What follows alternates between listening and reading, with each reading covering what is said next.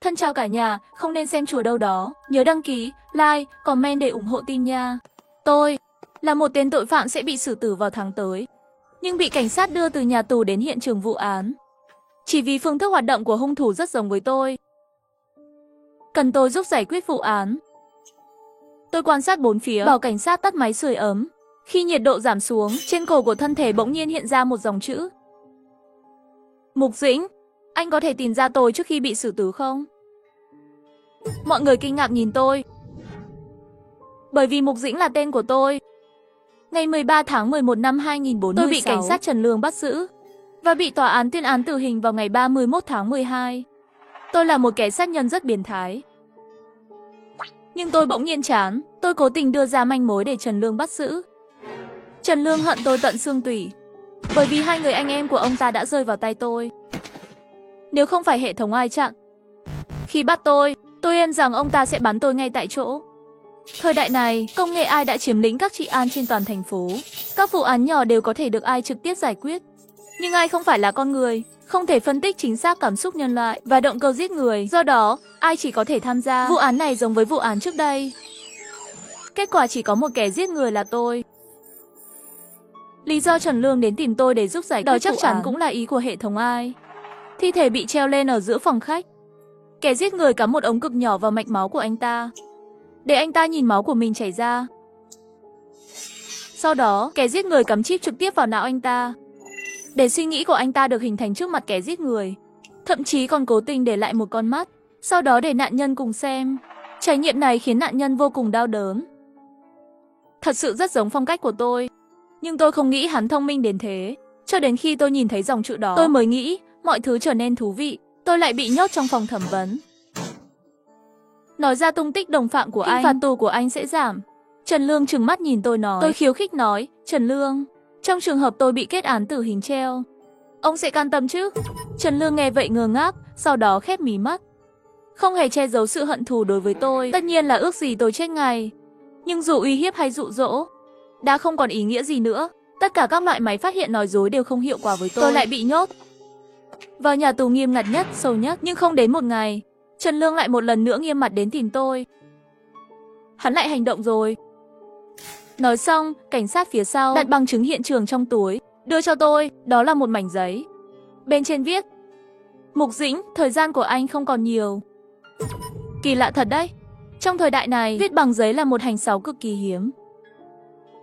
Tôi đã dậy lên hứng thú bởi tên sát nhân này rồi. Tôi nhìn xuống tờ giấy này, hỏi trực tiếp: Vụ án có dấu vân tay không? Không tìm thấy dấu vân tay tại hiện trường. Tôi lấy bằng chứng và lấy tờ giấy ra, nhắm mắt lại và dùng tay chạm vào đường vân của tờ giấy. Sau đó lại nhìn thẳng vào tờ giấy, đặt dưới ánh sáng để xem.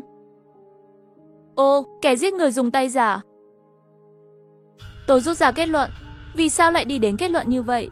Là bởi vì khí viết có nhẹ nhàng, sẽ có sự khác biệt về sức lực, nhưng tay giả được kết nối trực tiếp với thần kinh não, cho nên sẽ dùng lực nhẹ nhàng nhất, vẽ nét trên giấy. Vì vậy, giấy không có bất kỳ kết cấu lõm nào. Trần Lương với vẻ mặt nghiêm túc dặn dò: Điều tra tất cả công ty thực hiện phẫu thuật, cấy ghép tay chân giả liên kết với não. Mê mơ, không ngu lắm. Trần Lương lần nữa đưa tôi đến hiện trường vụ án thứ hai. Môi trường lần này bẩn hơn hôm qua nhiều. Nó nằm trong một tàu điện ngầm bị bỏ hoang ở thành phố cũ. Người ta nói rằng robot đã phát hiện ra vào sáng sớm, khi biết có người bị giết ở đây. Lần này có 10 nạn nhân, và được kẻ giết người ban cho những động tác đặc biệt. Chết trên tường của lối đi tàu điện ngầm. Một người đàn ông bị đóng đinh vào tường, trong dáng đứng. Một tay bị đóng đinh, cầm roi. Một tay cầm một thứ không biết tên. 9 người còn lại quỳ xuống, bò trên mặt đất như gia súc. Những người này đều là công nhân bình thường, bởi vì từ nhỏ đã bị AI gắn mác đê lên trán. Vì vậy, cuộc sống của họ chắc chắn không có cơ hội giàu lên, làm một số công việc vất vả dưới đáy xã hội. Trần Lương với vẻ mặt âm trầm đi đến bên cạnh tôi nói: Anh thật sự không có đồng bọn. Trần Lương à, nếu thật sự có trí tuệ của người khác có thể sánh ngang với tôi, vậy thì chúng tôi cũng sẽ không phải là đồng bọn, chắc chắn sẽ là kẻ thù. Khi tôi nói xong câu đó, nội tâm bình lặng nhiều năm bỗng sôi trào. Tôi đặt tay lên ngực trái, cảm nhận nhịp đập dữ dội của trái tim. Tôi vô cùng thất vọng với xã hội do ai điều khiển này. Tôi thực sự mong muốn có một người có thể vượt qua ranh giới của ai, trở thành đối thủ với tôi. Ai dù tiến hóa như thế nào, có trí tuệ như thế nào, nó cũng là một cái gì đó có nguồn gốc từ con người. Trần Lương không muốn tiếp tục đề tài này với tôi nữa. Quay lại với vụ án. Vậy tại sao kẻ giết người lại tạo ra hình ảnh tôn thờ anh ta? Có ý nghĩa gì không? Tôn thờ? Không. Tôi nói với Trần Lương. Đây là hình ảnh của người chăn cừu Khaleesi. Nhưng đàn cừu của Khaleesi, tất cả đều đi ăn cỏ của người da trắng. Hình ảnh cuối cùng bị người da trắng tàn sát. Nói đến đây, tôi lại không thể không thưởng thức cảnh tượng giết người ghê tởm này. Hammer, cực giống cảnh xã hội loài người. Bị ai nắm quyền, đám người bị bỏ rơi đây mà. Trần Lương dùng màn hình nhỏ, đang tra cứu thông tin của bức tranh này. Đây là một bức tranh rất cũ. Phải, tôi khép hờ đôi mắt, nhớ mắt nói.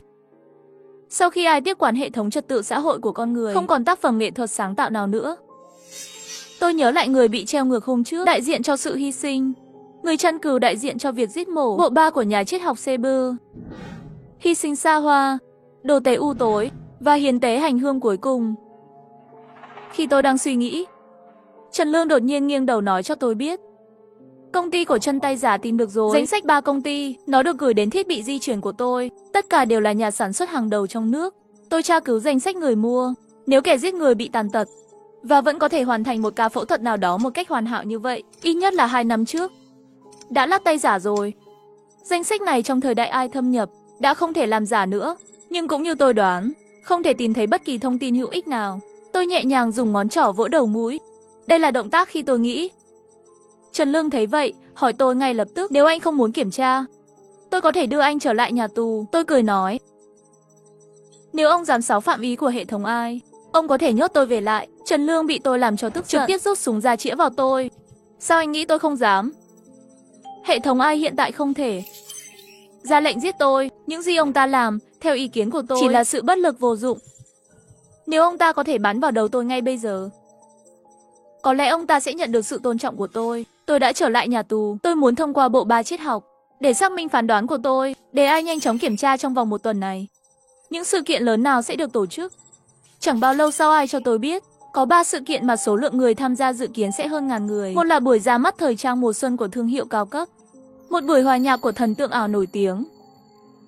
Cái cuối cùng, đó là buổi ra mắt sản phẩm mới của công ty Đao Phong. Đao Phong là một trong những công ty tay giả hàng đầu. Lần này buổi họp báo của họ sẽ phát hành sản phẩm mới của họ. Tay giả ma thuật. Người dùng loại này, khi chạm vào các mặt hàng khác nhau, nó sẽ truyền xúc cảm trở lại dây thần kinh não. Với các chi của con người không còn khác biệt gì nữa. Nhưng đồng thời, họ có thể thay đổi lòng bàn tay hoặc ngón tay thành bất kỳ hình thức nào như kéo, dao, kẹp móng tay, bật lửa. Nếu như nói, cánh tay ma thuật này thật sự xuất hiện, cơ thể con người cũng có thể bị đào thải. Tinh thần đã được kiểm soát bởi ai, thịt cũng được thay thế bằng thép. Dấu vết con người để lại trên trái đất này. Còn gì nữa?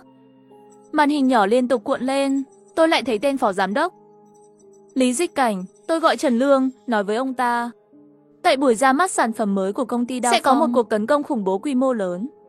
Trần Lương nhíu mày, hỏi tôi lý do. Sau đó, không có gì bất ngờ khi mắng tôi là một kẻ điên, nhưng ông ta vẫn ở hiện trường cuộc họp báo 1 tuần sau đó. Tôi đứng bên cạnh Trần Lương.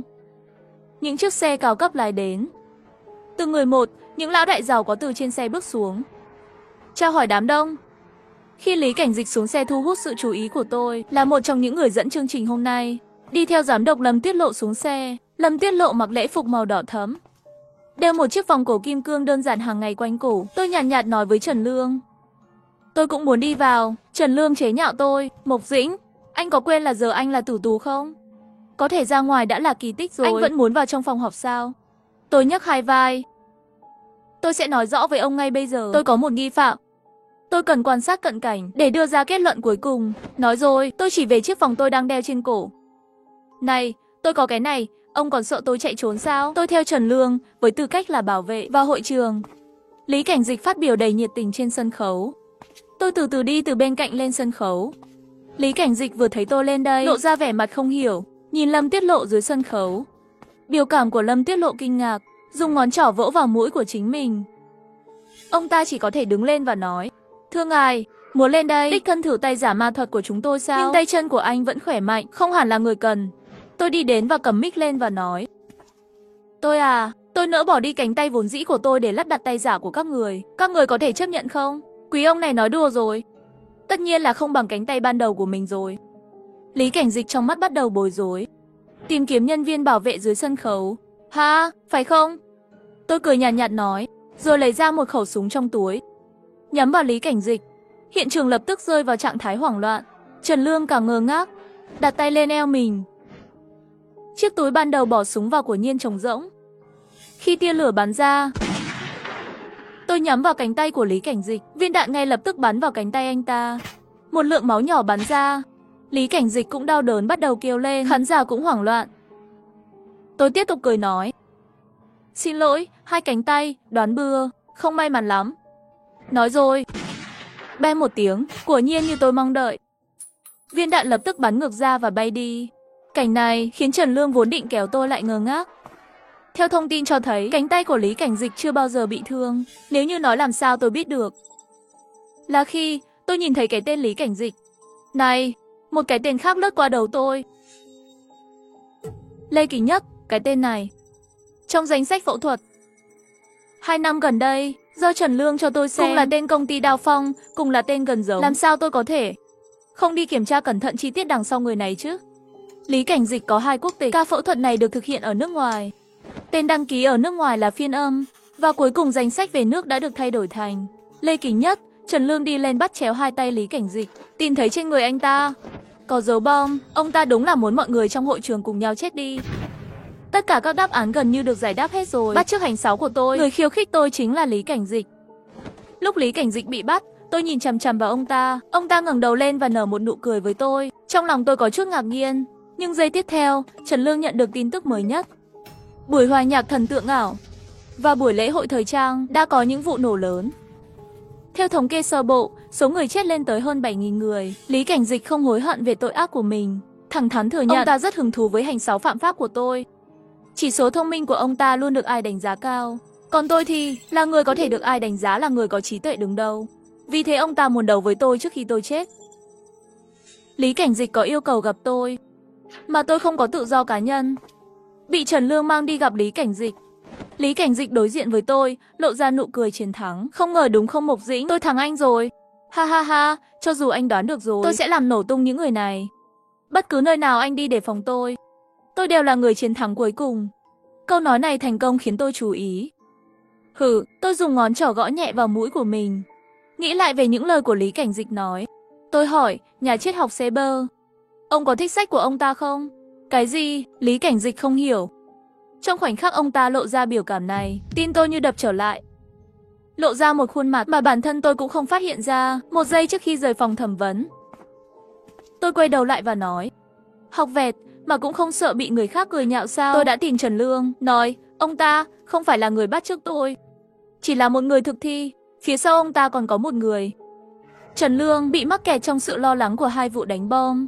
Có hơi cuồng loạn hỏi tôi, tại sao? Sao anh chắc như vậy? Lý Cảnh Dịch vốn chưa đọc bộ 3 triết học của Seber. Vậy thì ông ta không hiểu ý nghĩa của việc hy sinh hành hương cuối cùng. Trần Lương nghe xong lời kể của tôi, đôi mắt đỏ ngầu mắng chửi tôi. Hiến tế gì chứ? Mấy người điên các người, chết rất nhiều người có biết không? Tôi không nhìn sự cuồng loạn của Trần Lương lúc này, lộ biểu cảm lạnh lùng với ông ta. Tôi đã ra khỏi tù, bởi vì ai đã cho tôi đặc quyền. Tôi lái xe đến cổng một khu phố giàu có. Camera ở đây quét qua biển số xe của tôi, lập tức cho vào. Tôi trực tiếp dựa trên chỉ dẫn do ai cung cấp đến một trong những biệt thự. Xuống xe, đóng cửa lại, cầm súng lên, một đường đi vào. Cho dù trong biệt thự này có hệ thống siêu an ninh, nhưng dưới đặc quyền cao nhất của ai cảnh sát cũng không làm gì được cả. Biệt thự này không bật đèn, nhưng tôi lại nghe rõ tiếng bước chân của giày cao gót. Từ từ xuống cầu thang. Tôi giơ súng lên, ngẩng đầu nhìn chằm chằm vào người ở trên. Hệ thống của ai mở một đèn của biệt thự, trong ánh sáng lúc tối, chiếu vào mặt của cô ta, vô cùng thu hút. Lâm Tiết Lộ. Tôi gọi tên cô ta từng chữ một. Cô ta mỉm cười, lộ ra một cái nụ cười nói Mộc Dĩnh. Có vẻ như cô ta không ngạc nhiên khi tôi đến. Anh của Nhiên không làm tôi thất vọng. Lúc này cô ta đã đi xuống cầu thang, mặt đối mặt với tôi, trên khuôn mặt đầy sự thanh thản. Tâm trí đã được kiểm soát bởi ai, cơ thể cũng sẽ được làm bằng thép. Thay thế, sau đó, dấu vết của sự tồn tại của con người trên trái đất. Còn lại gì nữa? Lâm Tiết Lộ lại lộ ra sự thương xót thế gian, nói. Khi thấy cánh tay giả ma thuật được phát hành, chắc anh cũng nghĩ vậy nhỉ? Đúng, tôi không muốn che giấu bất cứ điều gì. Vậy cuộc hành hương cuối cùng là để làm gì? Lâm tiết lộ dùng ngón trỏ gõ nhẹ mũi của mình. Sau đó mỉm cười nói với tôi. Hiến tế, bắt đầu sự diệt vong của nhân loại. Ha ha ha, thật là mỉa mai. Cô đã phát triển cánh tay giả này, nhưng lại muốn nói với thế nhân đừng như vậy. Tại sao? Bởi vì tôi không hoàn toàn là Lâm Tiết Lộ. Và anh, Mộc Dĩnh, anh cũng không phải là Mộc Dĩnh hoàn toàn. Lâm Tiết Lộ dường như cười như không, nói với tôi. Tôi không hiểu. Cô đang nói gì vậy? Lâm Tiết Lộ lại không cho tôi thời gian để tôi suy nghĩ gì cả. Cô ta rút ra 2 con dao găm, ném cho tôi một cái. Tôi bắt lấy và nghi hoặc nhìn vào cô ta. Cô ta cầm một con dao khác lên, cười với tôi. Lên đi Mộc Dĩnh, đánh thắng tôi sẽ nói cho anh biết. Tôi bỏ súng xuống và nói. Được thôi, Lâm Tiết Lộc cầm dao lên, cứ hướng vào ngực tôi mà đâm. Kỹ năng của cô ta thực sự rất tốt, nhưng nếu nói về nước cờ, cô ta rất giống một người. Người đó là tôi. Tôi đã bị bất ngờ bởi một trong những suy nghĩ của mình. Sau đó lại ra chiêu do thám. Đúng là, mỗi lần Lâm Tiết Lộ tấn công né tránh, tất cả đều giống như đường đi của tôi. Vậy, suy nghĩ ngược lại một lần thì sao? Sau khi hai bên vật lộn mấy lần, cuối cùng tôi đã kề dao vào cổ Lâm Tiết Lộ. Vốn định chém vào động mạch cổ của cô ta, nhưng tôi đã thay đổi thói quen đâm vào cánh tay trái của Lâm Tiết Lộ. Đinh một tiếng, cảm giác khi chạm phải vật cứng làm tôi hơi sốc. Tôi ngạc nhiên nhìn Lâm Tiết Lộ. Lâm Tiết Lộ trong lúc tôi kinh ngạc, quay đầu lại và mỉm cười với tôi. Ngạc nhiên không, Mộc Dĩnh? Nói xong, cánh tay không cầm dao của biến thành dao, đâm vào vùng bụng tôi. Cơn đau nhanh chóng lan từ vết thương ra toàn thân. Tôi đau đớn buông Lâm Tiết Lộ ra. Đau, rất đau. Lâm Tiết Lộ đứng dậy và vỗ bụi trên người, từ từ hướng về phía tôi đi đến. Nếu anh dùng súng, có phải là thắng nhanh hơn nhiều không? Cô ta khẽ cười nói. Nhưng tôi biết anh quá rõ, anh sẽ không dùng súng đâu. Anh là một người tự phụ, chắc chắn sẽ đích thân chấp nhận thử thách của tôi. Mất máu quá nhiều, tầm nhìn của tôi bắt đầu dần dần trở nên hơi mờ. Tôi thuận thế dùng hết dũng khí cuối cùng, ném dao trong tay tôi, lướt qua cổ cô ta. Nhưng vẫn là cảm giác cơ khí quen thuộc đó. Con dao trong tay tôi rơi xuống đất, nơi tôi cắt cổ Lâm Tiết Lộ. Lộ ra cơ thể kim loại lạnh, không có mạch máu, không có da. Trong nháy mắt, tất cả các loại hình ảnh lóe lên trong tâm trí tôi. Những dòng chữ xuất hiện trên thi thể của người giàu, ghi chú khiêu khích đó, lối công kích giống mình đó. Còn có, khi Lâm Tiết Lộ suy nghĩ, dùng ngón tay trỏ gõ vào mũi mình. Ha, ha ha ha ha. Tôi chợt hiểu ra rồi cười. Thì ra là vậy. Lâm Tiết Lộ hiện tại, thân thể đã toàn thân hóa, không có dấu hiệu sinh tồn, cũng chỉ có bộ não trong cơ thể này. Nhưng, bộ não đó không còn là bộ não của Lâm Tiết Lộ nữa, đó là bộ não của tôi. Sau khi tôi cảm thấy mệt mỏi với xã hội này và muốn chết, vừa hay biết Lâm Tiết Lộ đã tích hợp toàn thân mình, thực hiện vĩnh hằng thực sự. Tôi nhớ mình cô đơn trên thế giới này, sống hơn 30 năm. Nếu như trên thế giới này có 2 cái tôi thì tốt rồi. Chắc chắn có thể hiểu được trái tim cô đơn của nhau, và tôi sẽ không còn cô đơn nữa. Vì vậy, tôi đã khiến Lý Cảnh Dịch bị dụ hoặc, giúp hắn giết Lâm Tiết Lộ, đem quyền lực thực sự của công ty Phong Đao đều cho Lý Cảnh Dịch. Nhưng Lâm Tiết Lộ đã chết, thì phải có Lâm Tiết Lộ mới để thay thế cô ta. Cho nên tôi tin, Lý Cảnh Dịch nhất định sẽ giúp tôi làm phẫu thuật mở não hoàn hảo nhất. Lấy não tôi ra, đặt tôi vào não Lâm Tiết Lộ, được chuẩn bị cẩn thận cho mình.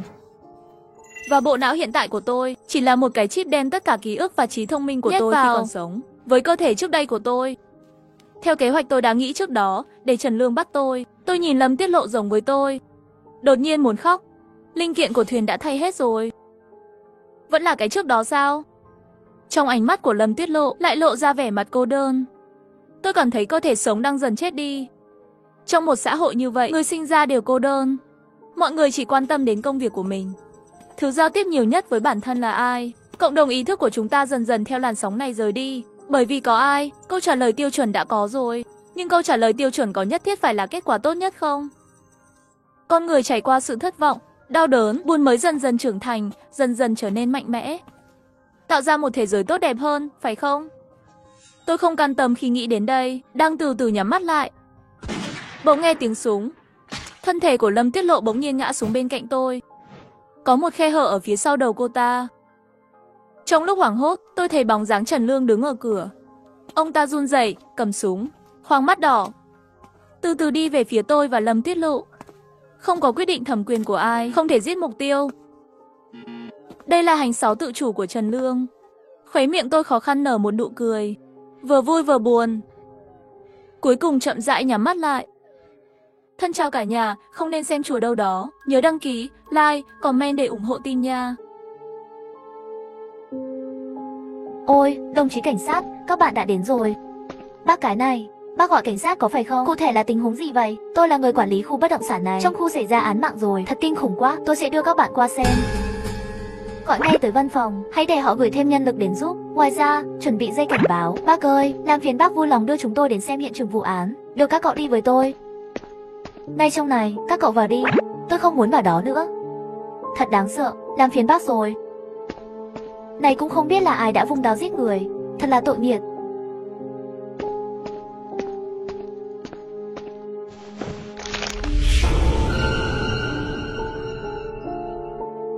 Mẹ kiếp thật tàn nhẫn. Cậu không sao chứ Lưu rồi? Không sao, không sao, chỉ là hơi buồn nôn thôi. Cho bên điều tra hình sự đến, chuẩn bị công cụ để trích xuất vân tay, DNA, dấu chân, mọi thứ.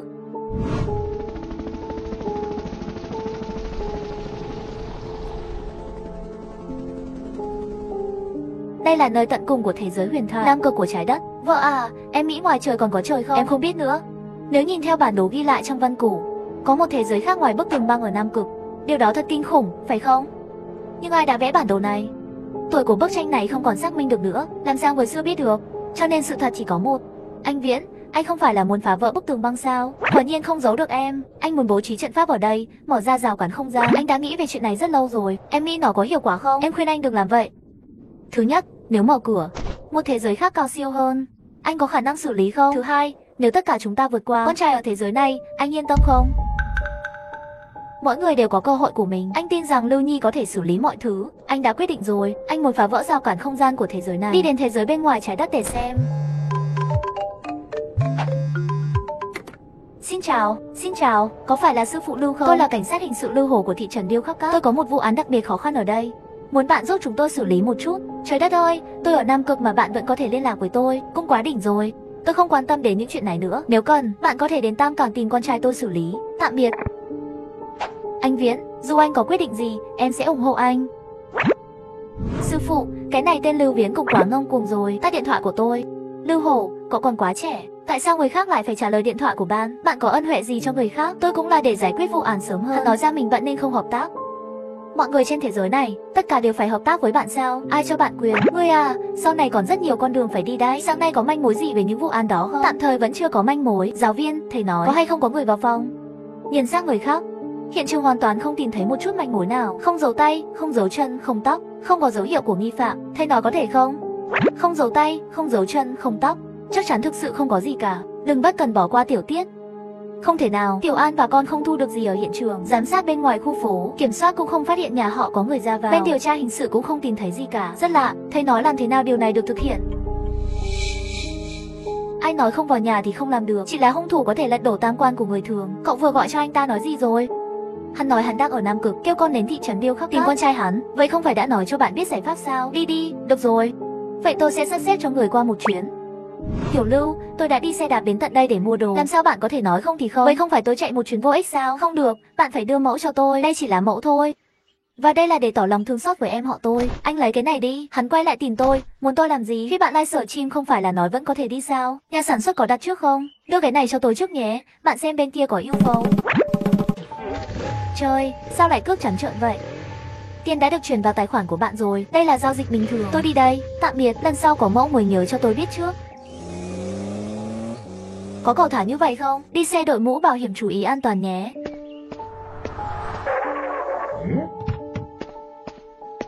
Xin hỏi bạn có phải là thầy Tiểu Lưu không? À, đúng rồi. Bạn là ai? Tìm tôi có việc gì? Tôi đến từ phòng điều tra tội phạm. Chúng tôi đã gặp phải một điều kỳ lạ. Tôi muốn nhờ anh giúp. Văn phòng điều tra tội phạm. Chuyện gì đã xảy ra với các bạn? Ở đây không tiện. Đi thôi, chúng ta đến đơn vị nói chuyện. Sao trên người này lại có mùi là? Tôi sẽ đóng cửa lại. Tiểu Lưu, cha của bạn nói chuyện này tìm bạn xử lý. Bạn nghĩ sao? Chú, thông tin nhận dạng của nạn nhân đã được kiểm tra rõ ràng. Tên nạn nhân Chú Mỗ Mỗ, 31 tuổi, sinh năm Kỷ Tỵ. Khi chúng tôi thấy anh ta đã là một đống xác chết rồi.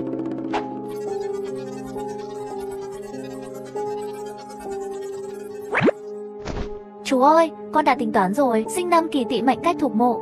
Hình ảnh hiện trường vừa rồi tôi thấy rồi, trong máu thì rõ ràng là có cặn bã và các cổ quần áo màu đỏ. Nói rõ nạn nhân lúc đó trên người hẳn là mặc quần áo màu đỏ. Đỏ. Đất phù sa, sau đó lại bị đổ sắc cắt, đổ sắc.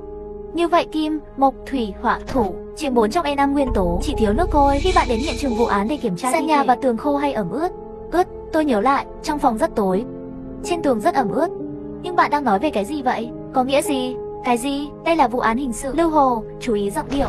Tiểu Lưu, ý bạn là có người dùng phương pháp ngũ hành để giam giữ linh hồn. Yêu mà.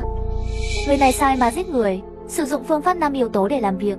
Để không dính vào nhân quả của hồn ma này, chắc chắn sẽ không tự làm. Vì vậy, bạn không thể tìm thấy bằng chứng là bình thường. Mấy tuổi rồi? Thế giới này đâu ra ma? Giáo viên của bạn không nói với bạn sao? Được rồi, không bàn chuyện này. Tiểu Lưu, bạn nói chuyện này thì sao? Có ý kiến gì không? Coi như giúp chú Hoàng một việc. Không vấn đề gì, tôi có thể đưa họ đến hiện trường vụ án, giúp họ xem, nhưng họ phải nghe lời tôi. Còn phải chuẩn bị mấy thứ nữa. Chuẩn bị cho tôi 3 quả trứng và 1 bát cơm trắng. Thứ hai, chuẩn bị 1 chai rượu vang trắng. Thuận tiện hành động, đến lúc đó các bạn mang đồ đến cửa hàng tìm tôi. Chúng ta cùng đi. Thằng nhóc, ngay cả trứng và cơm trắng cũng phải chúng tôi chuẩn bị. Sao bạn lại tìm kiếm như vậy? Chắc ngươi năm đó đều là tự mình chuẩn bị việc. Chú Hoàng, con nghèo, một xu đánh bại anh hùng. Tôi vẫn chưa nói với bạn về tiền lương. Nếu tôi giúp các anh giải quyết vụ án, các anh cho tôi bao nhiêu tiền? Con không chịu nổi nữa. Xin cho phép con thách thức tên dạo sĩ giỏm này. Tôi sẽ đấu với anh ta. Tôi thấy anh ấy là khó chịu. Đóng cửa lại nói chuyện đi. Chúng ta đều là người nhà, đừng động thủ với người ta. Ngươi không nhất thiết phải đánh bại hắn. Được rồi, chuyện này xong rồi. Tiểu Lưu, buổi tối tôi bảo họ đi tìm bạn. Vậy tôi sẽ về trước. Chú Hoàng tạm biệt. Giáo viên, làm sao thầy có thể để chúng con nghe lời một tên lừa đảo? Điều này không phải là vô nghĩa sao? Ngoài ra, trên thế giới này đâu có ma, tất cả đều là người ác làm. Sao người lại bảo vệ thằng nhóc?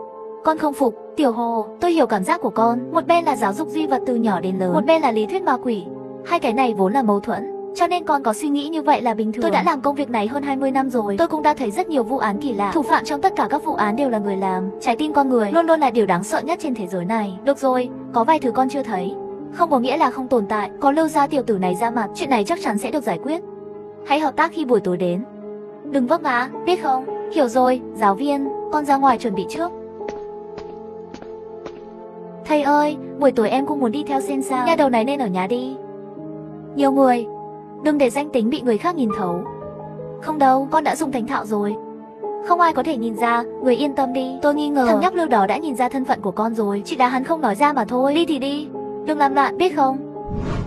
Chuyện xảy ra chính là khu phố này. Chúng tôi đã thiết lập dây cảnh báo trong ngày. Hoàng Láo bảo chúng ta đều nghe lời. Tôi muốn biết cụ thể anh định làm gì. Vào trong nhà xem đi, xem kỹ hơn xem có thiếu sót gì không. Nếu như hung thủ lợi dụng ngũ hành thuật, vậy kim mộc thủy hỏa, những thứ liên quan đến đất đều phải kiểm tra một chút. Nếu có thể tìm được chứng cứ thì tốt nhất. Nếu không tìm thấy bằng chứng, vậy để các bạn chuẩn bị trứng và gạo trắng, có thể dùng được rồi. Đưa tôi vào đi. Tôi muốn xem cậu chơi trò gì.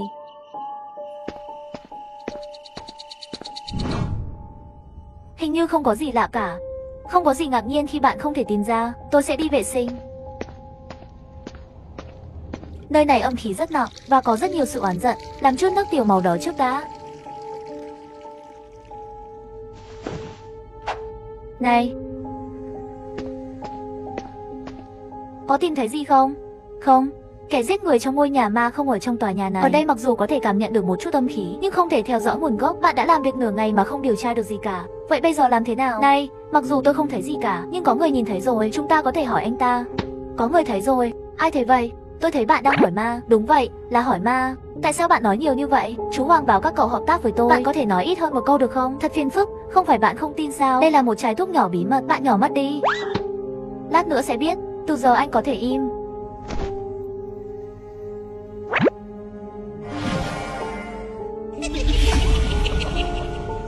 Đã lâu không ăn gì rồi nhỉ? Nhưng thứ này đều là cho các người ăn.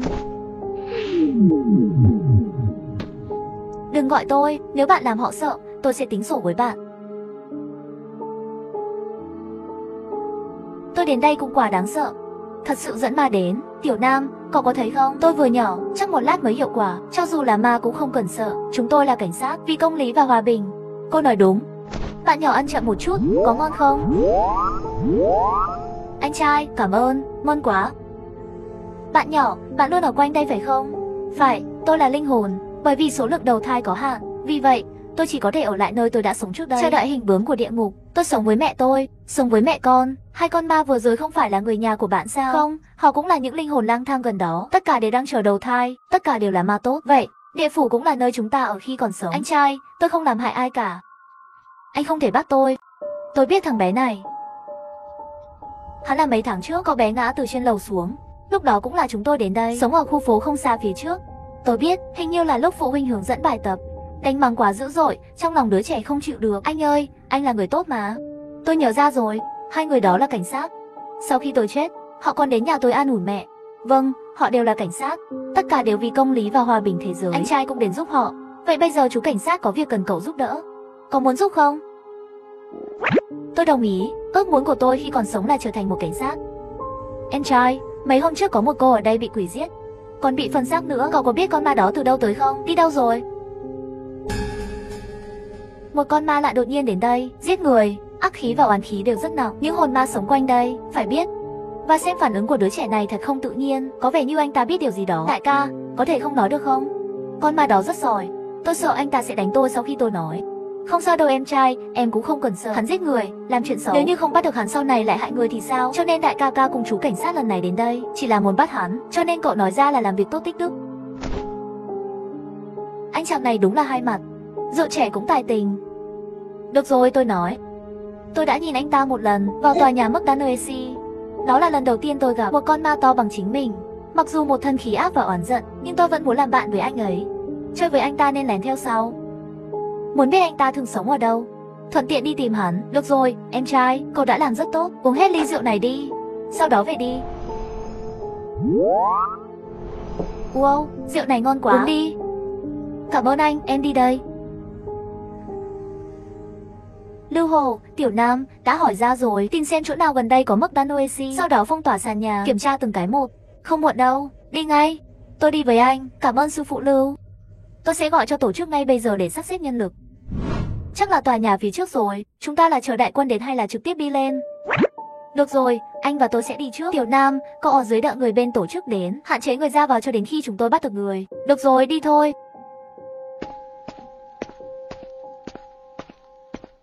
Tiểu Lưu, không phải tôi nói chúng ta trực tiếp tìm nó như thế này sao? Tôi thấy các đạo sĩ khác đều có la bàn hay gì đó, cần thêm muối mè giải nữa. Cậu không biết cái đó sao? Tôi vừa nói rồi, anh chàng này rất giỏi về 5 yếu tố. Mà la bàn phần lớn cũng là căn cứ vào ngũ hành để định vị, cho nên nhiễu từ trường, căn bản không có cách nào. Được rồi, vậy hãy tiếp tục tìm từng tầng một. Tôi đi bên trái, anh đi bên phải.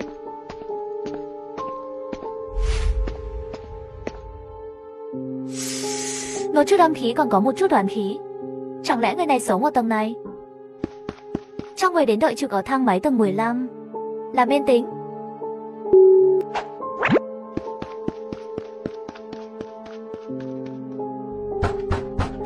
Có ai ở đây không? Có ai ở đây không? Ai mà không ngủ vào ban đêm? Đại sư, tôi được giới thiệu bởi một người bạn. Anh ấy nói nếu có chuyện gì không như ý có thể tìm bạn giải quyết. Con nói bạn rất thông minh. Vì vậy, tôi đến vào buổi tối. Tiền không phải là vấn đề. Hóa ra là do bạn bè giới thiệu. Vậy bạn tìm tôi là làm việc tốt hay là làm việc tốt? Bên ngoài không tiện nói lắm. Này, bạn cho tôi vào nhà đi. Đồng chí cảnh sát, các bạn có tìm nhầm người không? Tôi là người tốt. Vị đạo hữu này là người tốt hay là người xấu? Không phải những gì bạn nói. Hóa ra là người cùng đạo. Không biết tiểu sư phụ ở tòa Tiên Sơn nào tu hành. Cứ ai đến cho tôi. Ai là người cùng đạo với bạn? Tôi tìm bạn là muốn hỏi một chút. Mấy ngày gần đây, khu phố phía trước có một vụ án mạng đặc biệt. Tôi đã hỏi quỷ sai rồi. Hồn phách người chết rời khỏi cơ thể nhưng không vào. Không biết đạo hữu ở gần đây có nhìn thấy không? Bần đạo thường tập luyện trong tòa nhà này. Hiếm khi xuất hiện cảnh sát. Con ma mà anh nói tôi chưa từng gặp qua. Sao các bạn không đi chỗ khác hỏi xem? Đạo hữu vẫn chưa thành thật. Vậy để tôi xem nào. Trên bàn thờ đầu giường của bạn là gì? Cậu như vậy tùy tiện xông vào nơi người khác tu luyện. Nơi của sư pháp. Còn nữa, các cậu cứ như vậy cầm súng xông lên. Không thích hợp. Thực sự là do bạn làm. Thủ đoạn biến thái vậy cũng làm. Lưu Hổ, bắt anh ta lại, đừng cử động, thành thật đi.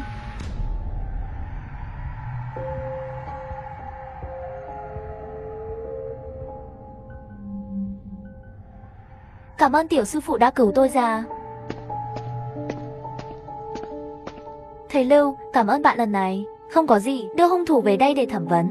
Tôi nghĩ anh chàng này làm chuyện này có thể nhiều hơn một lần. Không ổn, thằng nhóc đó. Lưu Hổ mau đi theo, nghe lời tôi.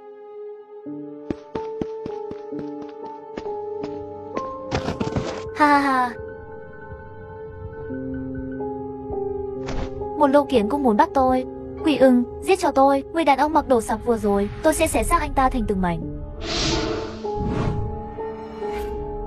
Bạn có thể đi theo con bướm, cũng có thể gắn vào thân bướm, hắn sẽ đưa cô đến địa ngục. Tiểu nữ tử cảm ơn đại sư cứu mạng. Kiếp sau nhất định làm trâu làm ngựa báo đáp đại sư.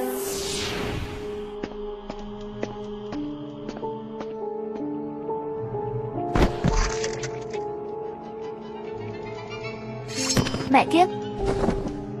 Trời, đây là quái vật gì vậy? Chết tiệt, đó là yêu linh, thứ này khó đối phó.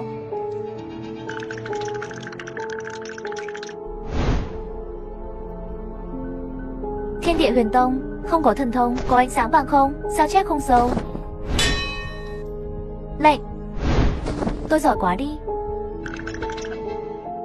Bạn có muốn ăn kẹo mút không? Anh trai ở đây có kẹo mút sô-cô-la rất thơm và ngọt.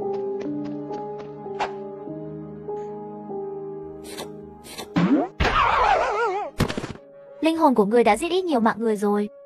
Cơn ác khí này cũng quá nặng, hôm nay phải làm thay trời.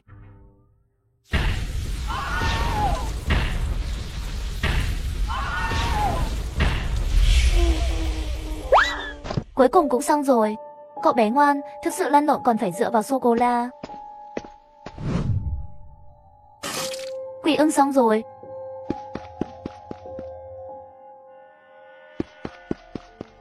Mọi người ổn chứ? Vẫn còn thở. Hình như là bị ngất rồi, có máu trên mặt đất. Thật là kỳ diệu.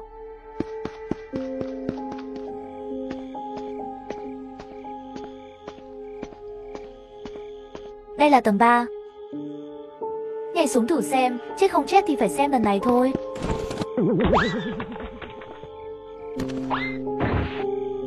Có người khả nghi, hai người đi với tôi. Cảm ơn Tiểu Lưu. Không thì chúng tôi cũng không thể giải quyết nhanh như vậy. Tôi xin lỗi vì sự liều lĩnh của tôi. Không cần. Có quá nhiều người lừa đảo trên mạng, cho nên người nghĩ như vậy cũng bình thường. Tên bạn là Lưu Hồ phải không? Không ngờ bạn lại kỳ lạ. Lần này anh đã giúp tôi một việc lớn. Chúng ta đã bắt được kẻ giết người. Sau này có gì cần tôi giúp không? Cứ nói. Chúng ta kết giao bằng hữu. Ha ha, đồng ý. Tù nhân đã nói chưa? Gã này miệng rất cứng. Không nói gì cả. Vẫn đang bị thẩm vấn. Thực ra tôi rất lo lắng. Nếu cuối cùng không có bằng chứng thực chất nào chỉ ra, có lẽ chưa thể đưa anh ta ra xét xử. Này, có rắc rối như vậy không? Vậy thì điều này hơi khó xử lý. Nhưng phép của hắn đã bị ta phá rồi. Đại bàng cũng bị tôi đốt bằng nước tiểu của trẻ con. Có lẽ hắn còn có cách khác. Được rồi, hiểu rồi. Nếu có gì không ổn, tôi sẽ liên hệ với bạn trước tiên. Chết tiệt. Năm đó nếu không phải ngươi làm ta thất hồn lạc phách, làm sao ta lại rơi vào tình cảnh như vậy? Đồ lừa đảo giả dối. Đứa trẻ làm hỏng việc tốt của tôi là con trai của ngươi phải không? Hơi thở quen thuộc này, chờ cho ta sẽ làm cho ngươi tuyệt tự. Sao có cảm giác không tốt, giống như bị cái gì đó nhìn chằm chằm. Lão sư, tình hình lúc đó tôi nhìn ra rồi, chỉ là tôi không hiểu, tại sao ma lại ăn trứng vào cơm, còn rượu lại có tác dụng gì? Ha ha, chú ý của con sai rồi, thực ra là do hương ngưng hồn cắm trong lò hương. Ngoài ra còn có rượu hỗn hợp đó, còn trứng và cơm không quan trọng. Ngưng hồn hương và rượu hỗn hợp nhẹ có gì lạ? Rất lạ đấy. Linh hồn hương có thể để ma vật ảo ảnh giao tiếp với người, nói chuyện, thậm chí có thể ăn, tương tự như sừng tê giác. Và đó là rượu hồn sao? Để rửa sạch sự oán giận của những hồn ma cô đơn đó, làm cho linh hồn của họ tốt bụng và trong sáng hơn. Sau này khi luân hồi sẽ có lợi ích lớn. Nhưng làm rượu hỗn hợp cũng có cách riêng. Người bình thường sợ quỷ thần, nguyên chất thì thanh tẩy mạnh 10 phần, nhưng pha hỗn hợp thì chỉ tẩy 7 phần. Nếu không, những con ma sẽ nghĩ rằng bạn sợ anh ta, sẽ dựa vào bạn không đi. Cho nên tiểu tử Lưu gia này biết việc, sau khi làm xong sẽ cho rượu. Ha ha ha, nhưng cái này cũng tùy cha hắn. Có thể giúp được thì mới có rượu, không giúp được, thân tiên đều có thể kéo bạn ra khỏi bàn thờ. Do gì thiên cơ rồi? Không nói nữa, không nói nữa. Kẻ giết người đã nói chưa? Hiện tại chỉ tìm thấy 20 năm trước, người chết ở làng Mã Gia đã tham gia vào một vụ đánh nhau. Tên là Tử Phong, là một đạo sĩ. Những người khác không biết gì cả. Thì ra là hắn, thảo nào xấu xa như vậy. Tiểu Hồ, đi đẩy xe lăn của tôi lại đây. Tôi sẽ đi nói chuyện với anh ta. Giáo viên, người biết anh ấy. Năm đó là tôi bắt hắn, cậu nói xem. Được, theo giáo viên. Tự nhiên là thành công. Tôi sẽ đưa người tới chỗ anh ta. Tử Phong, đã 20 năm rồi. Không ngờ chúng ta lại gặp nhau ở đây. Tôi còn nói là ai, hóa ra là ông già đầu gà. Nếu bị các người bắt được, ta không có bình luận gì. Nếu có bằng chứng, hãy để luật pháp xét xử tôi. Nhưng nếu không có bằng chứng thì thả tôi ra. Để người đi giết người vô tội sao? Nói đi, tại sao anh lại khiến ma giết người, thậm chí dùng thủ đoạn tàn nhẫn như vậy? Tôi tàn nhẫn, ngươi có biết tôi đã trải qua những năm qua như thế nào không? Năm đó Lưu Viễn giúp một linh hồn của tôi ra, thậm chí còn nói dối tôi, miễn là tôi báo cáo việc đóng cửa, hãy trả lại hồn tôi. Nhưng linh hồn thì sao? Con chó mà anh ta gọi ra, cặp luôn rồi, linh hồn tôi biến thành phân. Ngươi biết ta nghĩ gì không? Tôi ghét những kẻ đạo đức giả này, nói chuyện không thành lời, để lại ước hẹn còn nói muốn bổ sung linh hồn cho tôi, để tôi làm nhiều việc tốt hơn. Tôi đã làm, Nhưng kết quả thì sao? Tôi là thầy bói trên đường phố bị coi là kẻ lừa đảo, các quầy hàng đều bị ghét. Cô gái nhỏ này, tôi thấy hôm nay bạn có bộ ngực lớn. Lão già khốn nạn nhìn chằm chằm vào chỗ người ta. Mặt ông mới to bành. Mẹ kiếp anh. Ôi, cô gái đừng đi. Tôi nói thật đấy, đồ già. Ông đợi bạn trai tôi là quản lý thành phố. Tôi gọi bạn trai tôi đến ngay bây giờ. Tiệm của ông bị dẹp chắc. Đồ lừa đảo. Ôi trời. Tôi nói đều là sự thật. Tôi không phải là kẻ lừa đảo. Đừng đi. Nghe tôi giải thích cho bạn. Tôi đã mở một cửa hàng đồ ăn. Kết quả là có người bỏ ruồi bên trong để báo cáo. Cửa hàng lại bị phong tỏa. Bên trong hoành thánh của bạn có ruồi. Thật kinh tởm. Bạn bồi thường tiền cho tôi. Nếu không tôi sẽ gọi cho Cục Công nghiệp và Thương mại để tiền bạn. Đúng. Nhanh chóng đền tiền. Bảo vệ người tiêu dùng. Bạn bồi thường cho chúng tôi 1.000 đô la. Cái gì mà đền bù hay không? Tôi không thấy con ruồi nào khi tôi mang lên. Sao các người ăn liền có ruồi? Rõ ràng là hai người thông đồng để lừa dối tôi. Gọi cảnh sát đi. Cậu nghĩ tôi dễ bị tống tiền sao? Ôi, lão già, ông nghĩ tôi tìm chuyện để lừa 1.000 đô à? Rõ ràng là bên trong hoành thánh có ruồi. Còn chưa để người ta nói, tôi sẽ gọi cảnh sát ngay. Người đẹp ơi, bạn nhanh chóng chụp cái này và đăng lên mạng. Vâng, tôi sẽ chụp ngay bây giờ. Sau đó đăng lên TikTok và YouTube. Hãy để cư dân mạng trên toàn thế giới xem cửa hàng này có bao nhiêu con ruồi đen. Còn bị phạt 3.000 tệ. Tôi nói về ai? Các người suốt ngày ở trên đền thờ cười mắng ta đây. Tôi không đáng được người khác chào đón sao? Vì vậy, đệt. Tôi hiểu rồi, các ngươi đều là người tư lợi. Hôm nay lại đứng trên nền tảng đạo đức để phán xét tôi. Bạn có tư cách gì? Này, Tử Phong, bây giờ đã không phải thời đại chúng ta sống. Mặc dù đây là thế giới điêu khắc nhưng mọi thứ theo hình thức pháp luật. Khi xây dựng văn minh đô thị bài trừ mê tín phong kiến, bạn làm thầy bói công khai trên phố, không bắt bạn bắt ai. Còn anh mở cửa hàng đồ ăn, đến giờ anh vẫn nghĩ là người khác lừa sao? Rõ ràng là vệ sinh của bạn không đạt tiêu chuẩn, cho nên mới có ruồi bay loạn. Thực ra tôi luôn theo dõi bạn, bạn biết không? Năm đó Lưu Viễn đã sớm nói cho ta biết phương pháp bổ sung hồn phách của ngươi. Anh ấy nói nếu bạn làm đủ 3 điều tốt thì tôi sẽ đưa cho bạn thứ mà anh ta tìm thấy cho bạn. Ha, Tử Phong, hơn 20 năm rồi, cậu không làm 3 việc tốt. Con nói tôi đứng trên nền tảng đạo đức để nói tội bạn. Mặc dù bạn tu, nhưng cũng trong thế giới phàm trần, không thể thoát khỏi trần thế, phải tuân thủ quy tắc của thế giới. Trái tim của bạn không tệ, tại sao lại ghét thế giới này đến vậy? Không phải ngươi một linh hồn sao? Đây là linh hồn mà Lưu Viễn tìm cho bạn năm đó. Nếu bạn có lương tâm, kể hết những tội ác đã phạm phải. Nếu không bạn sẽ ngày lún sâu hơn. Sau khi chìm vào ma đạo, không ai có thể cứu anh. Anh ấy thực sự đã tìm thấy Kim Ba cho tôi. Vậy tại sao không nói với tôi? Này, anh ấy nói bạn nóng tính quá, làm việc vô đạo đức. Cho nên chỉ có thể dùng cách như vậy, để làm cho bạn có chút kiềm chế. Được rồi, vậy là đủ rồi. Kim Ba đang ở đây, nếu anh có thể thú nhận, tôi sẽ cho anh. Được, tôi sẽ nói, tôi nói tất cả. Quả nhiên vẫn là giáo viên có phương pháp. Chuẩn bị video. Tiểu Lưu sư phụ trên kênh Gấu Sợ Khiếp. Cảm ơn sự ủng hộ mạnh mẽ của các bạn. Tập này video đến đây là kết thúc rồi. Tôi muốn nhờ mọi người một việc. Gần đây khi chúng tôi live sở chim, luôn gặp một số bạn bè sẽ hỏi chúng tôi tất cả các loại câu hỏi siêu hình học ở hậu trường. Thật ra là ở đây tôi muốn thống nhất trả lời mọi người. Không phải tất cả các tiểu đạo sĩ sáng tác nội dung là bịa, tất cả đều dựa trên những câu chuyện dân gian. Câu chuyện là hư cấu. Hy vọng tất cả bạn bè đều có thể hiểu quan điểm hợp lý về văn hóa truyền thống. Xin đừng mê tín phong kiến.